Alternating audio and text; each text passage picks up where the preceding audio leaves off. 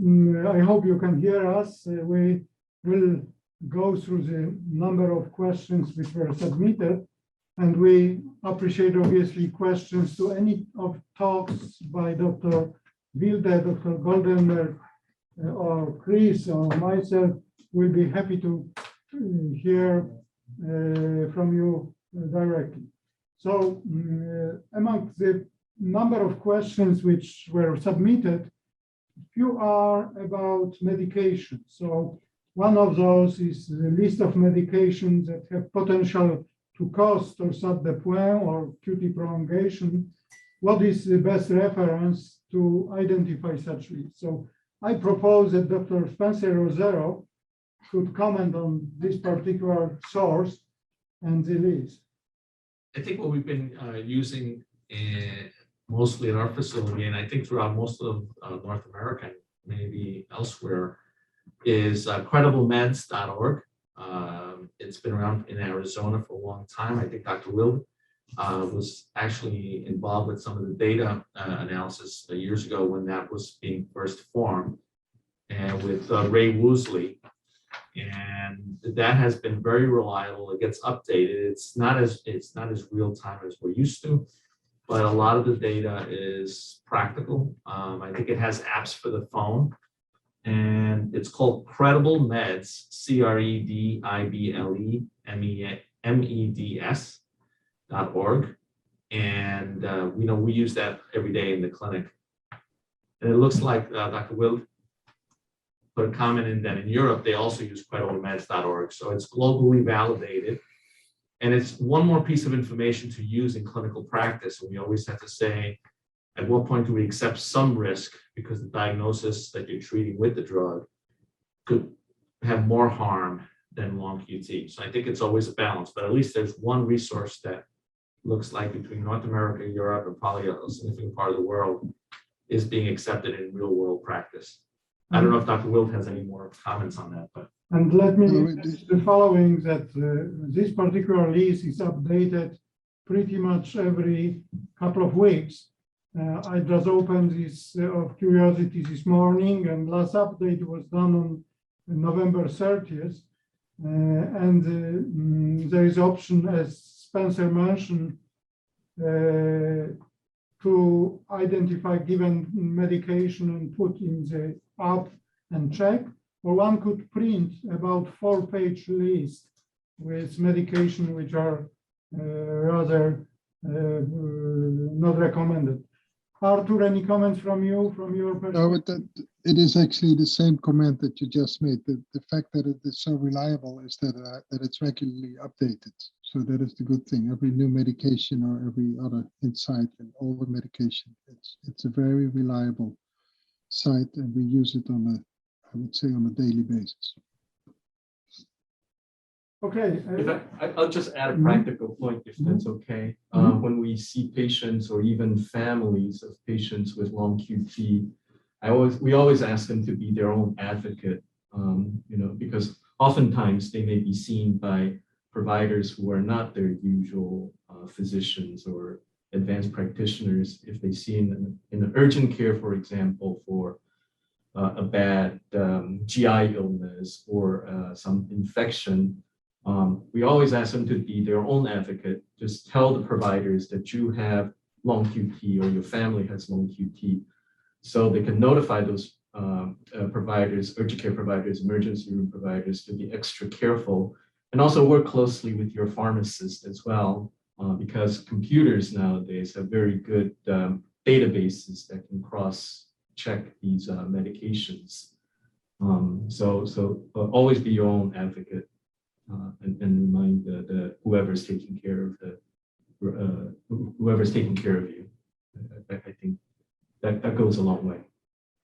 So one of the questions which was raised more along the line of systematic approach, Spencer, maybe you as the leader of cardiology here could answer this: why there is no QT drug warning on patient record or electronic medical record, like in case of allergies there are.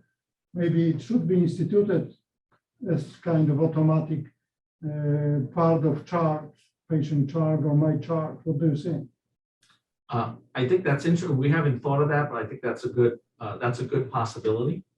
And with some, how it's worded will be important, because we want to make sure that the long QT diagnosis is in the medical history section, especially with electronic record. And maybe long QT should be put somewhere ranked, if the electronic medical record could rank it up higher. Or and we could put potentially a warning.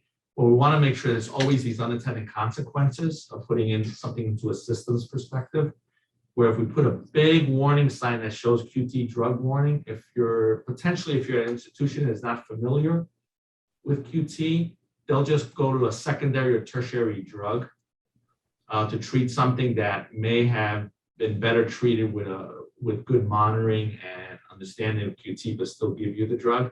So I think that's where this kind of fine balance, but I think it's a good idea. We have to take a look at that. I'm not sure if other parts of the country or in Europe, if in the electronic system, they're starting to do that. We have not done that, even though long QT always shows up on our medical history. We used to put it in the allergy. In Epic, you have this box for allergy, and I put there QT prolonging drugs so that it's always available. Yes. So we did that too for a while. I think it happened, but as systems develop, if it's on the allergy list, pharmacy will not prescribe it, even if you think it's okay. So I think it ends up blocking some therapies, even if it's so I think we have to find, we used to do that too. So I think in patients who have significant, then we have to. So I don't know, we have to come up with something, but that's a good concept. Good idea. Next question I would like to direct to David. There are a number of patients who might require conscious sedation for colonoscopy, endoscopy, or other procedures. What would be your preferred compound to be eventually used in long QT patients? Some of these patients get fentanyl, some Versed, and another option, propofol, exists too. What would be your recommendation?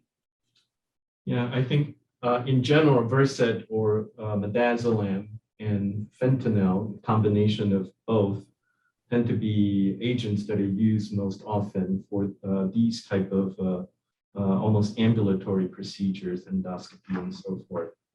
Those agents appear to be safe for patients with long QT. Of course, though, judicious use is always called for. Again, our patients should be their own advocates, alerting these providers so that they know that you have long QT, so that they may do appropriate monitoring. I see that there is some concern about propofol as well. Propofol, yeah, it does have a little bit of long QT prolonging properties. And there's some, I believe, some small reports saying that fentanyl may neutralize that.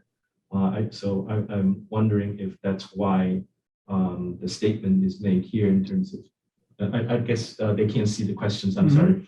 So propofol sometimes is used together with fentanyl to be a safer combination rather than propofol itself. So yes, that is true, but probably not all the anesthesiologists and providers may be aware of smaller details like that. So again, being your own advocate can be very, very helpful. And just one thing too, for patients who are going through all these procedures, being calm will be important. So a little bit of pre-medication may be good, Valium-like medicine, or a little bit of Versed before going into the procedure room, that can be helpful. Patients who may have implantable devices, ICD, for example, should let their providers know. ICDs are now very common, so all the providers should be comfortable managing those during the procedure. Okay, thank you very much.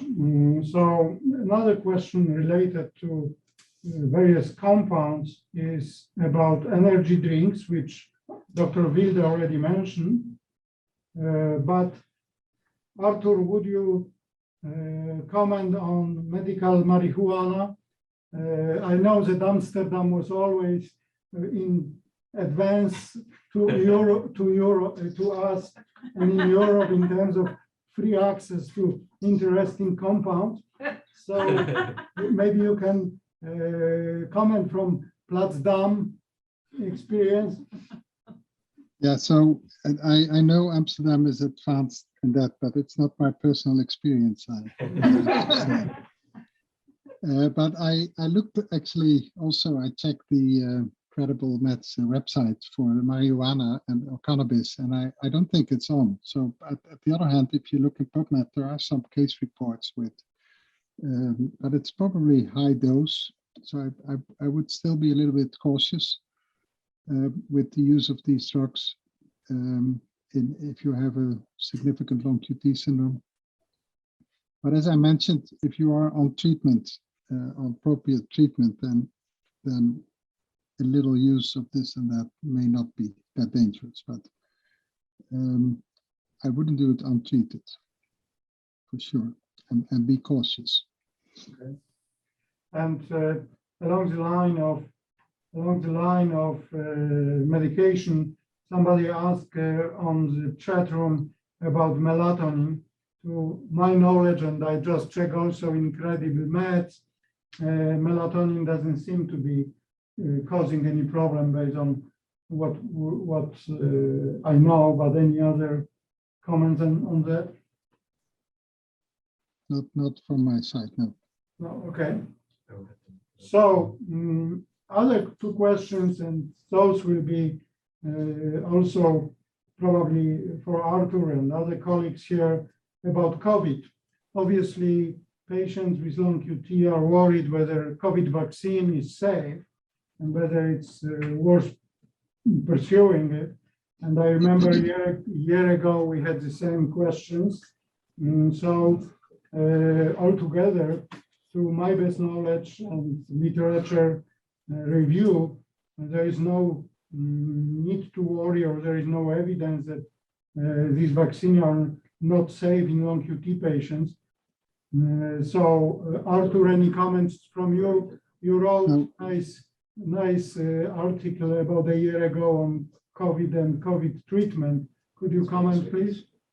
Yeah, so it is for sure, and that was not known at the time we wrote that, but we wrote a review later in the year on COVID and long QT syndrome, and the COVID disease, corona infection, when you are hospitalized, that is only studied in hospitalized patients, there is significant QT prolongation, additional QT prolongation.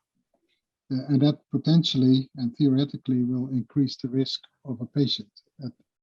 Having said that, there are no real data that long QT patients are at enhanced risk with the corona infection or with the COVID infection. So the therapy that was in place in the early days, that is what is all contraindicated. But most of that therapy is no longer used. It's particularly related to hydroxyquinidine and drugs like that. And all that is no longer in use. So I think the current therapy for COVID is mainly corticosteroids and antibodies, and that is not a patient with long QT syndrome will not be at increased risk.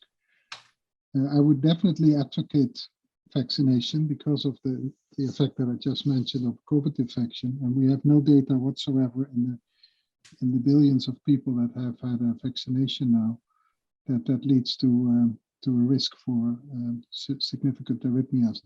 And also, I have asked all my patients about the experience with the vaccination, and no one has experienced any difficulty with that. So I don't think there is a risk.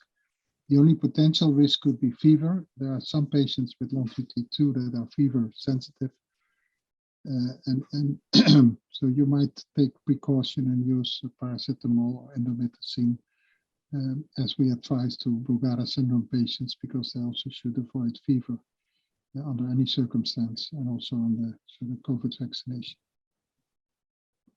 Yes, and as we are learning about Omicron and different new strains of COVID, we hope that current vaccination will be able to manage those new strains too without really much difference in comparison to what happened with Delta or prior strains. So I don't think that we have enough yet data on that, but we assume that there won't be difference by strain. Arthur, as we shared with you, there were a couple of genetic related questions. And one of the questions which obviously returns every year, is about this VUS, which you could maybe explain a little bit what it is, and eventually discuss what should be done with patients who were maybe diagnosed with long QT 5-10 years ago based on knowledge at the time that patient has mutation, and now 5-10 years later the same mutation is called VUS, and how to deal with such cases. Yeah, so VUS is the abbreviation for variant of unknown significance. And what happens if you start screening a particular gene or several genes in a patient with long QT syndrome? There are essentially three outcomes. Either you don't find anything, either you find a pathogenic variant that is causing the disease, and the evidence for that is because it has been published earlier in families with sound segregation data, or there are functional data that strongly support the causality of the particular variant. But the new patient, it's not uncommon that you find a variant of unknown significance, and that means that the variant has not been previously described in different families, and that is these companies that you have in the United States have a great and a very large database. So if it's not described, then it's really not there, I think. And there are no functional data. So there's no way to be sure that the variant is actually causing the disease.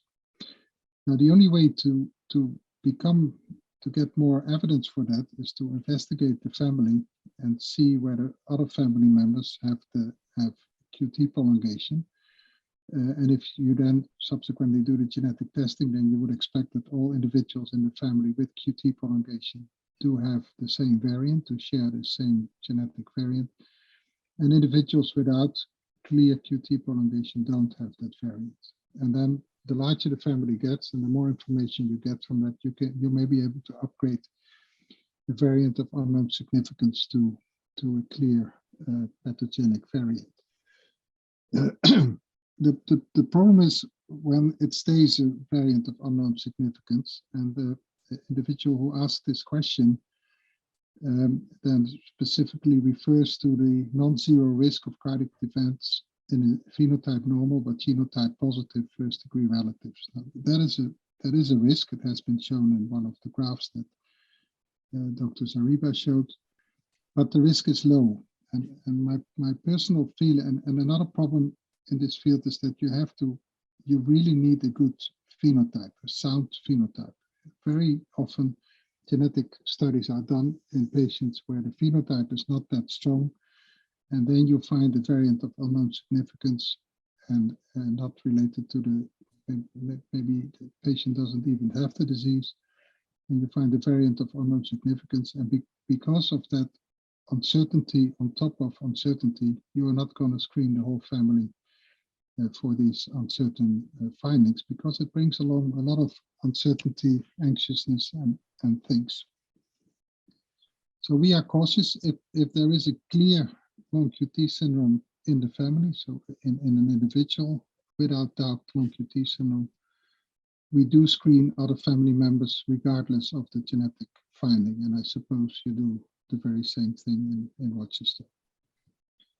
Thank you very much. Should I go along to the other questions that relate to genetics? Sure, we'll be happy to hear your point. Yeah, so the next question is it possible to not have long QT and carry the gene? That is definitely possible. If you have a variant that is pathogenic, then it's not necessarily that you have clinical long QT syndrome. Every genetic variant has a certain degree of what we refer to as penetrance, And that means if penetrance is 100%, then everybody with that variant has the disease, has the clinical evidence for the disease. If the penetrance is 0%, then nobody has. And usually the penetrance is between, let's say 40, well, it can be between 20 and 80%. So it's almost never 100%, and it's never very low. So you may have a genetic defect and not have clinical evidence for the for long QT syndrome, and those patients still need to be seen on a regular basis. They definitely need to avoid the medication that we discussed on that list, and potentially they need treatment, but that is depending on other factors like having symptoms or your age and things like that. The next question is it needed to retest after initial testing was done 20, 30 years ago? If the test was negative 20, 30 years ago, then I think that there is a good reason to do that again, not because you will find something in the genes that have already been tested, but because there are other genes that might be pertinent and that might be involved in your particular family.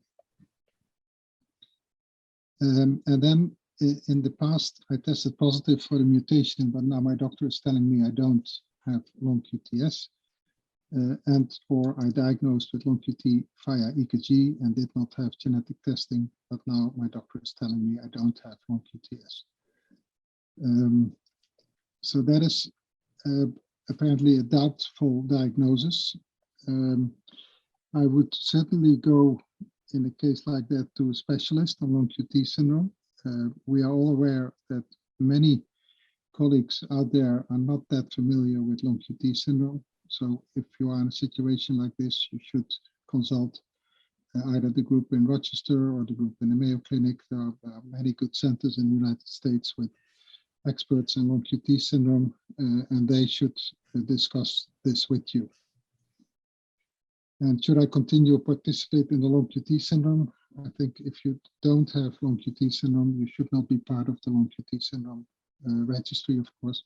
But if you do have, you don't need a positive genetic test to be part of the registry. Wojciech, is that you discussed long QT6? Oh, I just wanted to comment that LQT6 is extremely rare form of long QT with reported cases a few years ago in circulation. There was a paper done by a colleague from London, Canada, and they summarized patients from number of sources, including our own registry. A couple of patients were reported to Dr. Roberts from here. And this summary indicates, first of all, rare form. Second, that although some of these patients have arrhythmic events, there was pretty low mortality rate in this cohort, and phenotypically they were not extremely prolonged. Any comments from you, Arthur? Do you have some LQT6 patient in your registry? No, we were part of that registry from Jason Roberts as well, and I agree with what you said. I don't think it's a serious disease. It is of relevance with regard to the drug use, so the same list again, but as a single entity, I don't think it's a very serious issue, but in combination with drugs, it could be serious. There is another good question from the one of the family: how to handle family when they refuse to be tested, or they don't even want to learn anything about the condition. So it's a question maybe also for David and Spencer, how to convince such family that it's worth pursuing some testing and making sure that the next generation or other relatives are potentially diagnosed and preventively treated, or preventive measures are applied. What's your thinking? You have any particular strategy in mind? I think it can be a very sensitive issue, and from my experience, there could be a number of reasons why family members may not want to be tested. Some may be for children's sports reasons. Some may be for implications on life insurance, health insurance reasons. And some may just feel that it's not important to them. Our discussion, at least from our clinic here, concentrated mainly on implications for their children, to try to see if you have children and they could be a risk. It's always better to find out before something bad happens if they may be at risk. And sometimes that could penetrate into their thinking and rationale. That doesn't always work either. So I think finding out the reason why some of the family members may be resistant, and to try to address that more directly. And of course, it is their choice. So, Arthur, any comment from you, from your clinical? No, it is a very difficult and as you refer to, a sensitive issue, and we follow the same policy. We try to convince them. We offer them a consultation for which they don't have to pay, because that should not be the reason not to know about it. So I offer them to come to the hospital and speak with them offline without the system, without making an EKG, just informing them so that they really can make the decision.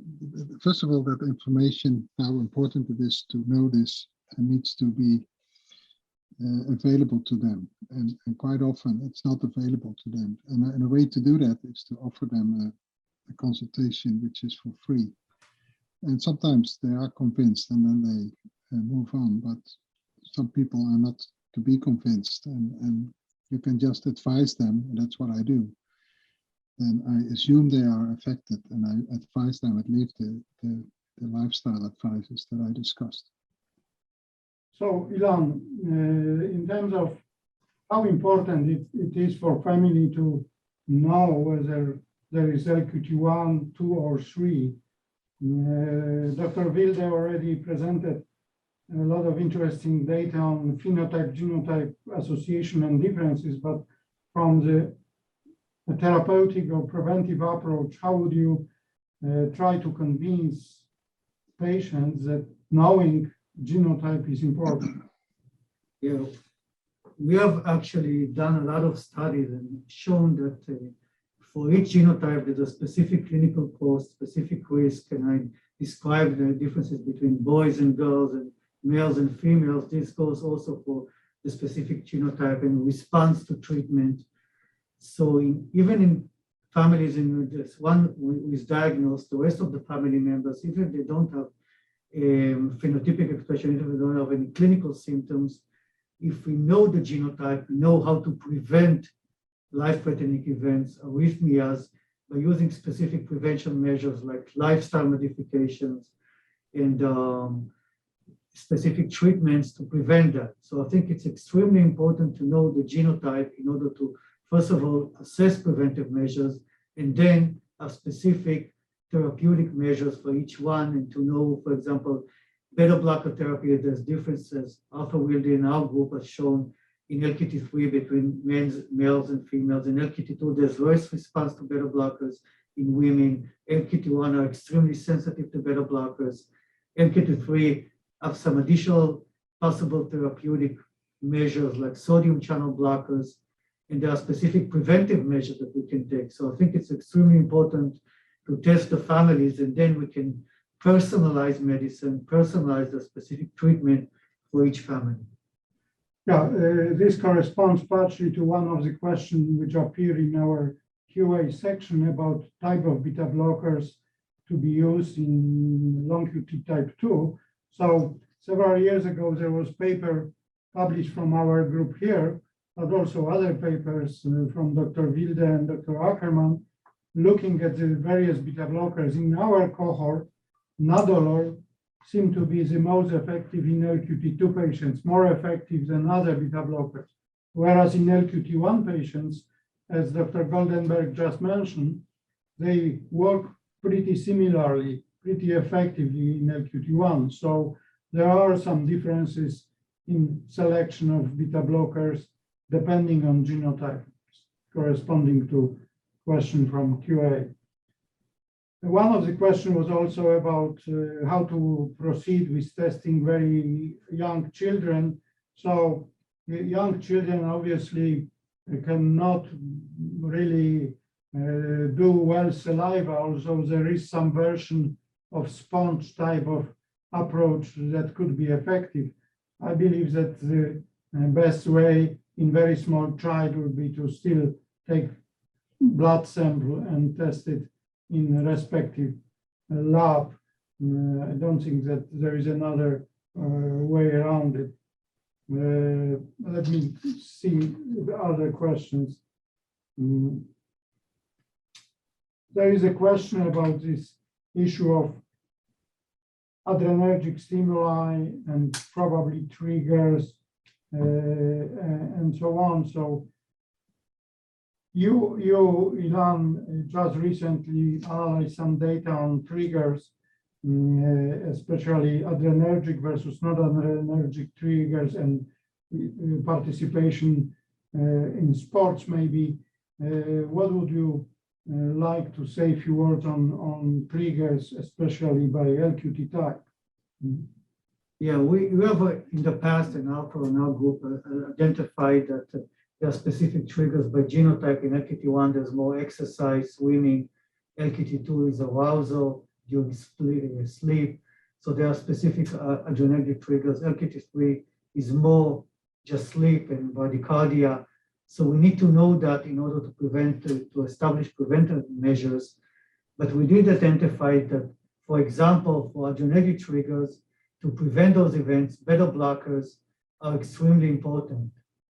So, but what we have recently shown, and we have just submitted this, that among patients who already experienced syncope during beta blockers that were triggered by adrenergic, let's say there was a boy who exercised LQT1, and the boy was treated with beta blockers, the risk of residual events after that, if already the patient had on beta blocker therapy event, is relatively high. And for this, there needs to be more careful monitoring and even consideration of more advanced therapy if this specific individual was not treated with optimal dosages of beta blockers, we can increase the dose.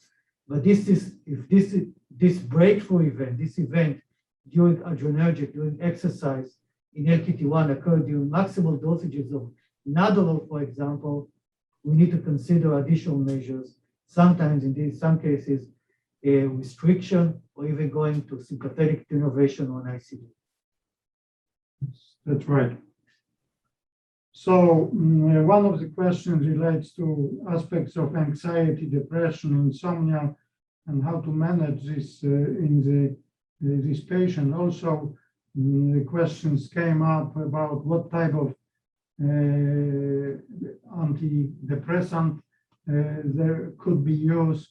I would like to ask David and Spencer. I know that for a number of years, we believe that bupropion is one of these medication which has very minimal potential for QT prolongation. And many times patients called us, we said that this drug might be relatively safe or used with caution. Whereas what's your thinking? How to deal with this entire issue of anxiety, depression, insomnia in long QT patients? David, Spencer, any comments, or maybe Arthur too? I think that's always been a challenging one. It's always risk benefit because there are some patients with such severe depression that their risk of other events in life are much higher than the risk of LQT event. But the thing is, we do have some patients who absolutely have no other alternative to be on an agent that might induce long QT. There are clearly some agents that are some of the pyridazine, Seroquel, some of the classic tricyclics that are definitely not being used. But there are some of the ones in between that may prolong QT. And in some patients it does, and some patients it doesn't. There are some patients that the struggles that they're struggling with is so real and so difficult that there's a balance of risks, and some of them are on medications. So some few years ago, we had very talented medical student, Dr. Zhang, who put together a paper here based on our own data in LQT1, LQT2 patients. It was found that these antidepressants prescribed in LQT1 patients were associated with some increased risk without pointing out which medication, but the group as a whole. Whereas LQT2 did not. Okay, so there was no increased risk in patients who took antidepressants while having LQT2. And there is always question, why is that? Most of the drugs which we are worried about are usually blocker of the channel, potassium channel AKR, which is already defective in LQT2. And there is some concept that maybe the fact that it's already defective and cannot bind those molecules of those drugs makes this unique, that LQT2 patients, they have less likelihood of developing any proarrhythmia. Similarly to what we presented or published 2 or 3 years ago about AFib. AFib, atrial fibrillation, is much less likely to happen in LQT2 than in LQT1 or LQT3 because of probably the same IKR channel option.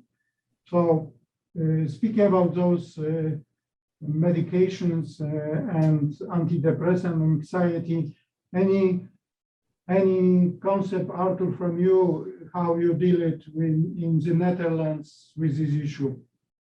No, we do it of course, on an individual basis, and I fully agree with Spencer that if the depression is severe, then that's a bigger issue than the long QT syndrome, and it needs to be treated.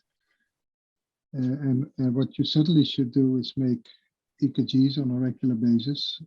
Every time you start the medication, you increase the dose, etc. And make sure that the patient is aware of what he or she has to be aware of. So that is, if there are any symptoms, that they immediately report. It can be a very challenging issue, a combination of these things, but you have to deal with it and do it in the best possible way. I was interested in what you just mentioned on that concept of LQT1 being more sensitive to QT prolonging drugs than LQT2. I would expect that to be the case in certain LQT2 variants. So the missense variants, that is probably right. But if you have a 50% an upper insufficient variant in LQT2, there's still 50% of normal hERG channels that you can block with these drugs. So I would expect it to be, you may have to go back and look in the specific mutations that you had in that particular study. Or we may do it again in a larger population and check for that. I think this will be a mutation-specific issue in LQT2 patients. And going along the line of medication, somebody raised a question about ADHD. Again, the same colleague Claire Zhang, she put together, not Claire Zhang, Huang, she put together analysis of ADHD patients here, and we found an increased risk of cardiac events in individuals who took those medication versus in those who did not. Any particular words of wisdom about those medication from anybody, Spencer, David, Ilan, or anybody? What should be advised in terms of ADHD type of medication? That's a tough one because a lot of the medications for ADHD, there's a lot of new drugs, the pharmacology, which was initially early pharmacology of the ADHD medications were stimulants by nature, but had this, what they consider a paradoxical effect because of the reticular activator, this part of the brain that can increase awareness at the same time. but they also get your adrenergic system up and running. Some of the newer medications do less of that, which don't increase your heart rate as often. They are not recommended in long QT. On the other hand, it's the same thing where if it's the best drug that's needed to treat something going on, such as ADHD, functioning in everyday life is what is critical. So I think we have some patients that are on medications there, like Dr. Wilde had mentioned, that they are monitored, they get an ECG when there's any dose changes, and we have a low threshold for lowering the medication or switching medications. And I think it's a one-on-one basis. I think that one's always a tough one. Yes. To just change the topic for a moment, some people ask about pregnancy and how to deal with pregnancy. Ilan, would you like to mention something about it? You provided nice overview of sex-related differences, hormones and contraceptives. And part of this question is also about baby in utero. So should the baby be monitored? I'm speaking about fetal monitoring and how to deal with such situations. First of all, again, as I've shown, we identified that actually during pregnancy, there's no increase in the risk of cardiac events to the women. We did not identify any fetal disturbances during pregnancy and during the postpartum period. The main treatment modality, again, is to give beta blockers during pregnancy and to optimize beta blocker therapy, especially during pregnancy, but also during the postpartum period. And again, as I stressed, especially in women with LKT2, there's a very pronounced rate. It's less pronounced in LKT3, somewhat in LKT1, but the postpartum period, several months afterwards, possibly due to the change in the relationship, the ratio between estrogen and progesterone, there's a relatively high risk. And the main modality would be to optimize treatment with beta blockers and to avoid stress or extreme exercise during this time period. With regard to fetal monitoring during birth, it's always good to provide that. I would not recommend going to specific delivery like cesarean, but to monitor the delivery in especially like more of a high risk environment. So Arthur, the same question about this fetal monitoring or let's say late pregnancy monitoring. What would you comment? So what we do in all our patients is a fetal echo between week 24 and 28. And our pediatric cardiologists have good tools with that fetal echo to demonstrate or to provide evidence whether the fetus is affected or not. There is a 50% chance if the mother or the father has long QT syndrome. So there is a 50% chance of the fetus. And you can pick that up with reasonable confidence between week 24 and 28. If the fetus is not affected, if we are sure that the fetus is not affected, we do not do extra monitoring during the pregnancy. But if the fetus is, if there is evidence, we repeat that, I think, every 2 weeks or every 4 weeks.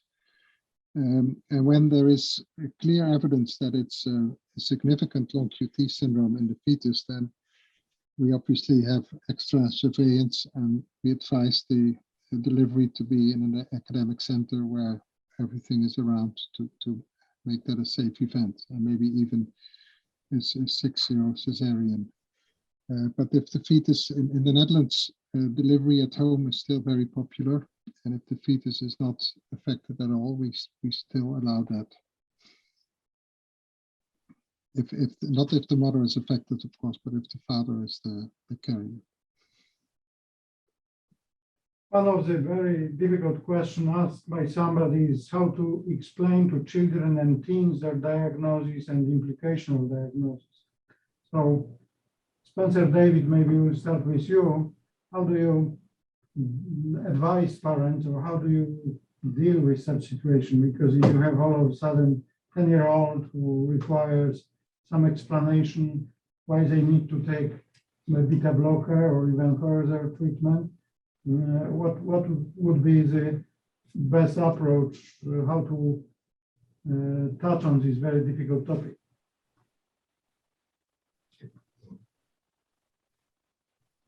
Yeah, it depends on the circumstances also too. So, you know, what's the initiating event in the proband?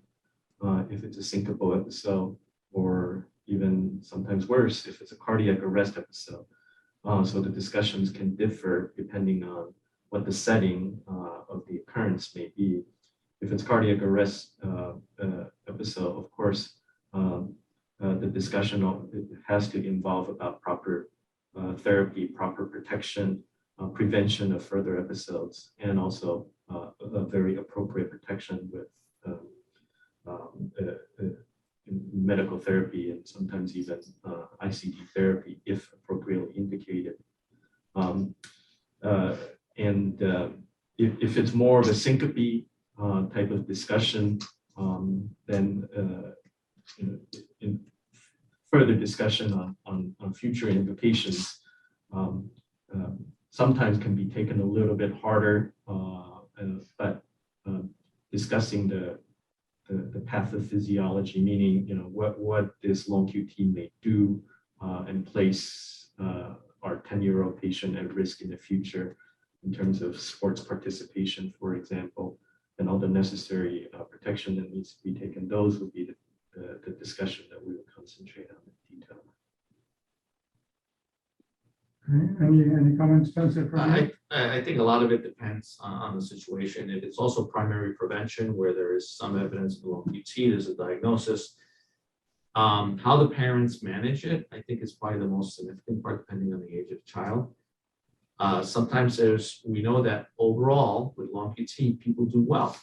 They do great long term. Most people, the vast majority, actually, very few people, if treated properly, will have significant events. And I think how that gets messaged to the children matters, and how the parents manage it actually plays a key role. Although the rest of life should really be life as usual. It really should be. You can go play with your friends, you can do these things. The restrictions really come in making sure there's no different in diabetes, where people have to worry about the insulin pumps, taking the medications, especially in type 1 diabetes as children. And where there's constantly some reinforcement of that. It's definitely challenging, but I think how the family and adult friends in the family circle, in their primary circle, handle it probably determines in many ways, how the children handle it. Because the perception of risk for us as adults, sudden cardiac death, is even difficult as adults. What's our real risk versus flying on an airplane or driving or something on a busy road Thanksgiving weekend? Children have a harder time with that kind of concept. So I think a lot of it really has to be planned. But the rest of life should be life as usual. And I think when life is not as usual, I think that's where I've seen the biggest impact on kids over time. There were a couple of questions regarding potential comorbidities, whether there are specific comorbidities related to long QT syndrome. And we are, in fact, are currently looking at some of these aspects in our database, and we will probably come up with specific observations. We realize that obviously older people might have coronary disease, hypertension, and other comorbidities. There is no really clear message that these particular comorbidities right now are different long QTs and non-long QT patients. But again, the analysis we are pursuing is not yet completed, so I don't want to comment. But we've done paper some years ago on diabetes ourselves, and we didn't find interaction between diabetes and long QT. They convey their own risk. However, just about months ago, there was a paper from Denmark where they looked at some comorbidities in long QT patients, and they found in some form of long QT some predisposition to diabetes. So it's not yet probably fully settled. It's probably gene or mutation dependent in terms of diabetes. In terms of other, there were some questions about potential immunological conditions or inflammatory bowel disease. I don't think that we have clear message here. There is a paper or maybe two about irritable bowel disease having some association with the same SCN5A gene, which causes long QT3. And I believe Dr. Ackerman published a few years ago a paper looking at some coincidence of those two based on the fact that sodium channel handles muscle of bowels, not only heart. In terms of other immune compromised condition, I'm not aware of any. Arthur, you have any comment on comorbidities in general? No, it is an area, as you mentioned, of active research, and it is obviously to consider that because these ion channels, none of them are specific for the heart. As you mentioned, SCN5A is in the intestines expressed, in the stomach expressed, and some of these diseases have been linked to SCN5A, loss of gain of function of SCN5A, also loss of function, by the way. LQT2 may be associated with epilepsy. I mentioned in my presentation that epilepsy is quite frequently a wrong diagnosis, but in some patients it might actually occur and also be related to the abnormal ion channel that is also responsible for the long QT syndrome itself. And the diabetes issue that you mentioned is LQT1 related. KCNQ1 is a gene that is also in the pancreatic beta cell and might play a role there as well. So, but I don't think it's all well sorted out. It's certainly not something that surfaces very, very clear because in our populations we don't see it. But if you look carefully, you might be able to find some signals. What we know for sure is that for all those comorbidities, there are specific therapies, and we should be careful to assess because some of them may prolong the QTC, some of them may even be protective.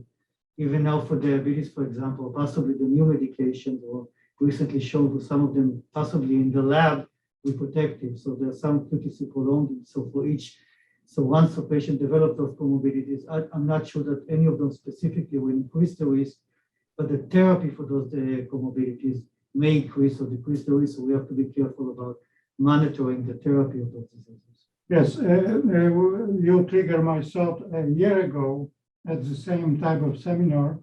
We also discussed, again, medication which could be safe or could not be safe for patients. And just to recall, we presented data from another paper from Denmark, from their very well-organized healthcare system that looked at a few hundred of long QT patients, and they tried to determine the circumstances of cardiac events occurring in these patients.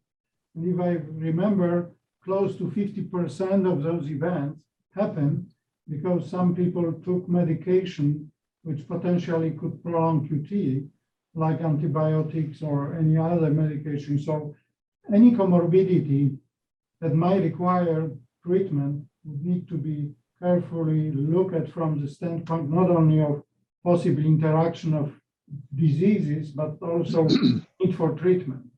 So this is what we started with in terms of what medication. So credible med list should be really at hand all the time in such cases. Okay. There was meantime, maybe we will resolve it. If not, Mike, please maybe type the question in the chat. There was a question about the LQT5, and I would say that it's similar to our comment on LQT6. We believe that it is of lesser, let's say, phenotypic danger than most common LQT1, 2, and 3. The same Dr. Roberts put together paper on LQT5, and he nicely summarized it's definitely of less worry. Of course, patient might be symptomatic. Let's see what else we have. Yeah, there are questions about this endocrinological or other, as Dr. Wilde mentioned, we still have to really know more. I don't think knowledge is good enough right now. The association of LQT1 with diabetes was already implicated a few years ago and further recently, but we don't know yet enough at this stage. There is another question about LQT2, increased risk of stroke. I'm not aware of it. Arthur, do you know any association of that? No, I'm not aware of it. No. As I mentioned, LQT2 is less likely to develop AFib, and atrial fibrillation is obviously a risk factor for stroke, but we don't know, we don't have good enough data right now to associate with stroke, anything like that. Let me go back to the prior questions. There are some interesting questions about technologies, like whether we can recharge our defibrillator and whether wear defibrillator could be less cumbersome. So I will ask Ilan to answer that one. Do you believe that live vest could be less cumbersome? So right now, Zoll is focusing on trying to make those devices more light. I don't think that in the future, there'll be a lot more less cumbersome. The question relates specifically to children, so it may be, but it is good and protective during this time period, not for long term, but the time in which we're trying to determine whether the specific patient who is at high risk really has a genetic disorder predisposing to sudden cardiac death until a more permanent solution can be devised. So to answer directly this question, I don't think that in the foreseeable future, those devices will be very light, but this is the only temporary solution we can offer to protect, to have a 24-hour protection at the time in which we're investigating whether this specific patient has a genetic disorder and how to manage for the future. There are some unique patients who take them long-term who want to avoid permanent device implantations, but today there are even subcutaneous ICDs, there are some additional options, there's sympathectomy.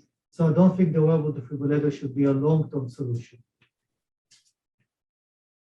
Any comments, Spencer, on possibility of having recharge defibrillator?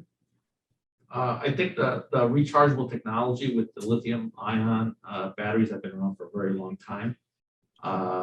There will be some advances, but I think those advances will come from outside the healthcare industry. So Elon Musk's Tesla, where they are actually the world's most advanced rechargeable battery, it's really an energy technology. And I think one of the issues that you can't have rechargeables because they'll behave kind of like our phones where all of a sudden you got 2% left and it goes and it stops working. But because you need something steady and predictable. And the benefit of a full-time battery is that they're 100%, most of the time, 99.9%, they're predictable, that when you have to replace them and it doesn't just turn off, it gradually goes down and just the chemistry is very predictable. Rechargeable is going to get there, but right now, rechargeable by itself would not be a good option, even though some people are looking at a primary battery and a little bit of rechargeable. But the reality is defibrillators now, they're good for 11, 12 years compared to the 5 years from many years ago. So I think they're making progress already that, and so rechargeable is in the future at some point, but right now it's not reliable. There was a question about whether is any better insight or testing in determining who actually needs a defibrillator versus beta blockers. First of all, as I mentioned and Dr. Wilde mentioned, beta blockers are really the key element of the therapy, and they should be used in almost all long QT patients unless there are clear contraindication. So I would not put it as versus. People who have defibrillator, they should also be on beta blocker therapy to reduce their risk.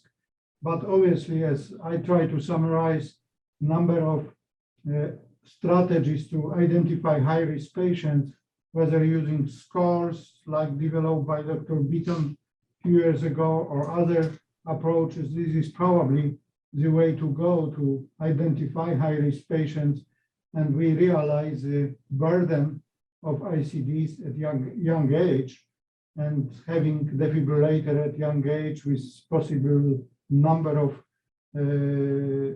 complications slash replacement of generator. This decision have to be really very carefully done. David and Spencer, you implant those devices. What's your wisdom regarding ultimately deciding whether to implant or not to implant, especially in young individuals?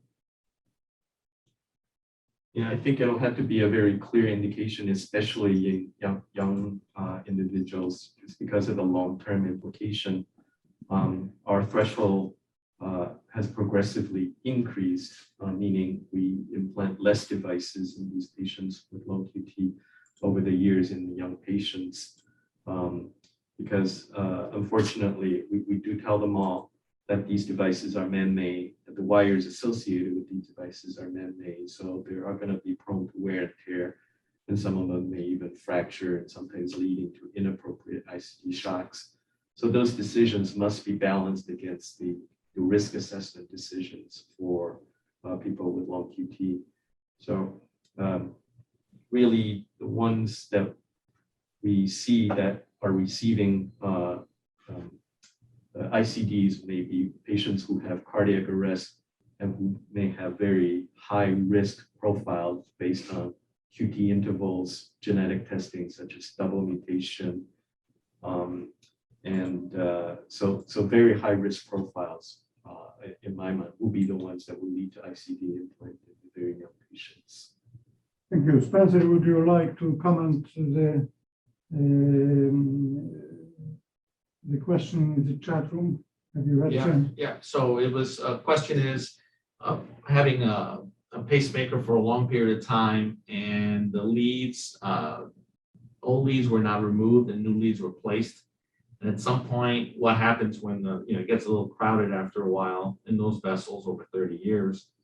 And this one I can leave maybe for Dave Huang, but lead extraction is the technique we use. So we do extract the leads. The technology's has made a progress over the last 20 years that now they used to be mechanical, where you're actually pulling and using all these tools to try to get an old lead out. Now they use laser with backup. There is some risk with that, right? Because after many, many years, the leads become scarred into the blood vessels themselves.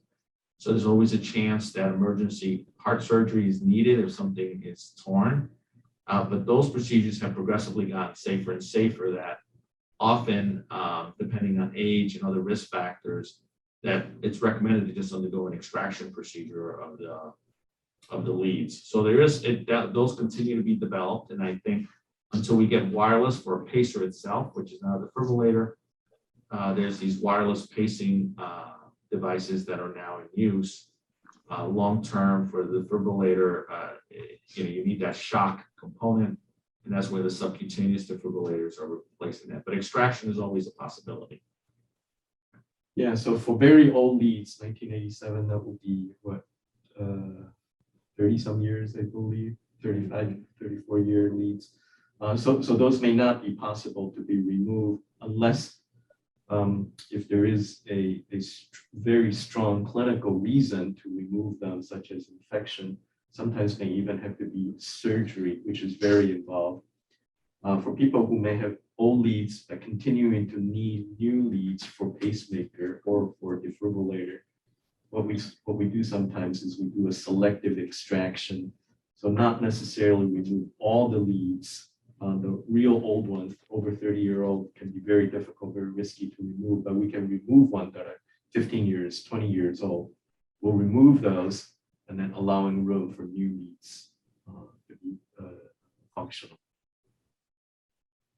One of the questions is also whether there is anything on horizon or in testing phase for ventricular dysrhythmia medication. Arthur, are you aware of any new medications that might be really new hope for long QT syndrome? There is a group of drugs. There is a small company in the US, Long Q Therapeutics, that is developing a new drug that seems to block the late sodium current. So it will be a drug like mexiletine. But this drug is not in use yet. Still doing preclinical studies on iPS cells and looking into the effect. The other one that was just mentioned by Ilan is the new anti-diabetic drug that might actually be promising and on the same lines, will also block the late sodium current. That is what I know. We were approached by a company on this as well, but they have not disclosed their preliminary data yet, so I don't know what the drug is.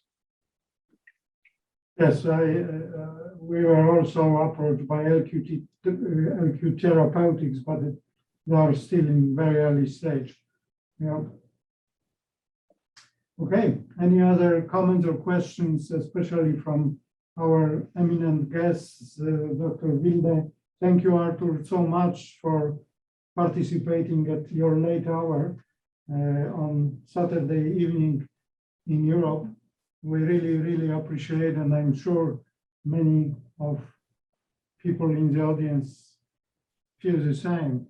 So well, it is a great pleasure, Wojciech, and I have great respect for the Rochester group and everything that you taught us, and Dr. Moss, of course, in this field. And I felt as a student when I was in the room with him writing on LQT3, and I have good memories in Rochester. So it was a great pleasure to be present today.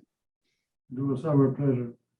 And thank you all here, John, David, Spencer, Becky, Bonnie, and Chris for organizing, and we hope that we will have another one next time.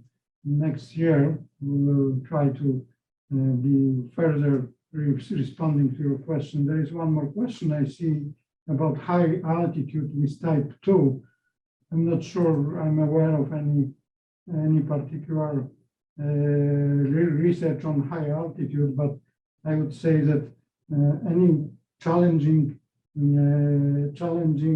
exercises like Dr. Wilde showed today, whether it's roller coaster or flying or jumping, is probably not recommended in general. Okay, thank you everybody. We hope you have a nice Saturday evening, and we appreciate all the questions which always trigger new ideas and new research. Thank you. Thank you. Goodbye.